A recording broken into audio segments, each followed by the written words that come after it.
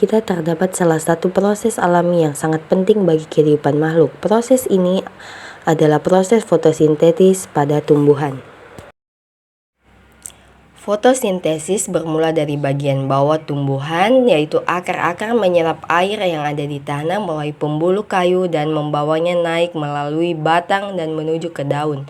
Daun merupakan bagian terpenting pada tumbuhan. Hasil fotosintesis yang berupa glukosa dan oksigen semua diproses oleh daun. Bagian daun terdiri dari helai daun atau lamina yang berbentuk datar dan tangkai daun atau petiolus yang menempel pada batang dan menopang daun.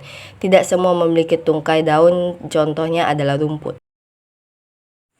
Helai daun biasanya berbentuk datar dan memiliki permukaan yang lebar. Ini berguna menangkap cahaya matahari. Di dalam daun terdapat beberapa lapisan, yaitu lapisan epidermis atas, jaringan mesofil, dan jaringan epidermis bawah. Lapisan epidermis atas memiliki fungsi melindungi bagian dalam daun. Jaringan mesofil dibagi menjadi dua, yaitu jaringan tiang atau palisade dan jaringan bunga karang atau spons.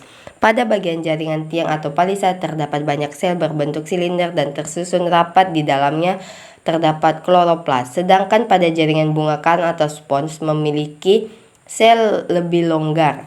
Bagian ini terdapat juga pembuluh angkut yang terdapat pada tulang daun, di mana fungsinya sebagai alat transport pada pengaut daun.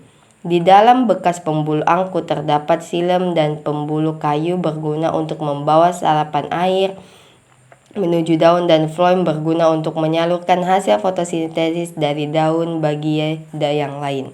Di sini terdapat banyak lubang yang disebut stomata.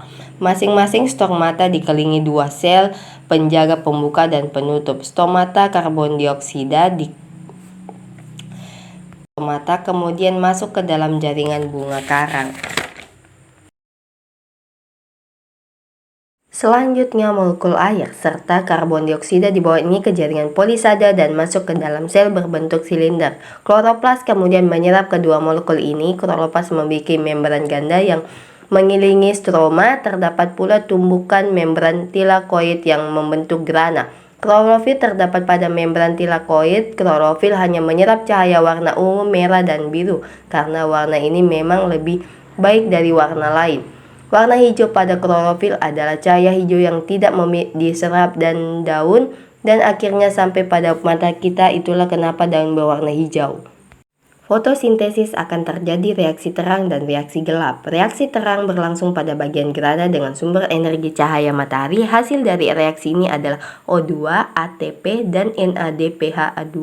Sedangkan reaksi gelap berlangsung pada bagian stomata dengan sumber energi hasil reaksi terang, yaitu ATP dan NADPH2.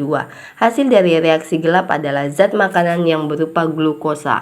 Oksigen dan glukosa selanjutnya akan menyebar keluar dari kloroplas. Untuk glukosa akan diangkut oleh floem menuju seluruh tumbuhan untuk makan dan bertumbuh, sedangkan untuk oksigen akan tersebar melalui stomata. Oksigen ini adalah bagian sangat penting untuk kelangsungan hidup makhluk di bumi.